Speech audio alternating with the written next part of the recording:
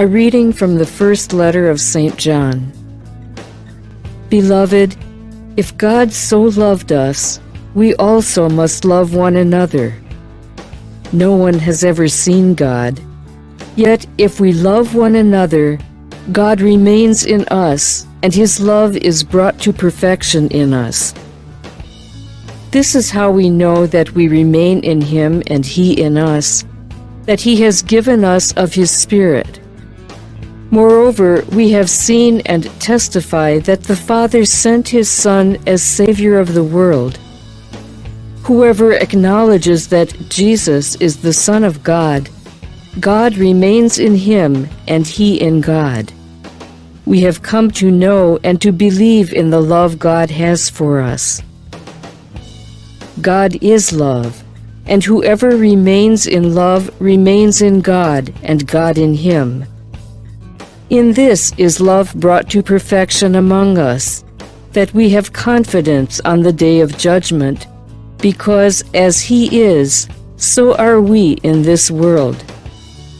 There is no fear in love, but perfect love drives out fear, because fear has to do with punishment, and so one who fears is not yet perfect in love. The Word of the Lord. The Responsorial Psalm.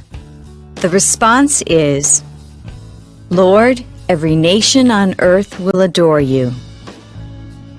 O God, with Your judgment endow the king, and with Your justice the king's son. He shall govern Your people with justice, and Your afflicted ones with judgment. Lord, every nation on earth will adore You. The kings of Tarshish and the isles shall offer gifts. The kings of Arabia and Seba shall bring tribute. Lord, every nation on earth will adore You. For He shall rescue the poor when he cries out, and the afflicted when he has no one to help him. He shall have pity for the lowly and the poor. The lives of the poor He shall save. Lord, every nation on earth will adore You.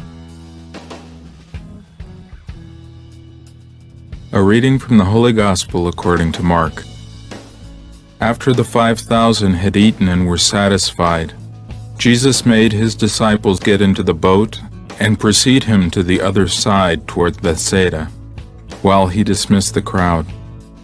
And when He had taken leave of them, He went off to the mountain to pray. When it was evening, the boat was far out on the sea, and He was alone on shore. Then He saw that they were tossed about while rowing, for the wind was against them. About the 4th watch of the night, He came toward them walking on the sea. He meant to pass by them. But when they saw Him walking on the sea, they thought it was a ghost and cried out. They had all seen Him and were terrified. But at once He spoke with them. "Take courage, it is I. Do not be afraid." He got into the boat with them, and the wind died down. They were completely astounded. They had not understood the incident of the loaves. On the contrary, their hearts were hardened. The Gospel of the Lord. Reflection. What grips your heart and mind when adversity strikes? Is it fear or panic? While panic may seem like the most natural reaction, Jesus expected more from His disciples. Perfect love casts out fear. It was at Jesus' initiative that the disciples sailed across the lake, only to find themselves in a life-threatening storm. Although they were experienced fishermen, they feared for their lives. Although Jesus was not with them in the boat, He, nonetheless, watched for them in prayer. When He perceived their trouble, He came to them on the sea, and startled them with His sudden appearance.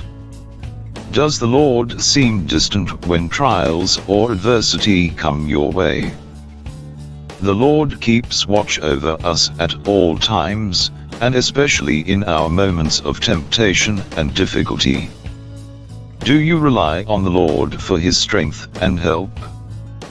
Jesus assures us that we have no need of fear if we trust in Him and in His great love for us. When calamities or trials threaten to overwhelm you, how do you respond? With faith and hope in God's love, care and presence with you? Lord, may I never doubt your saving help and your ever-watchful presence, especially in times of adversity. Fortify my faith with courage, and my hope with perseverance, that I may never waver in my trust in you.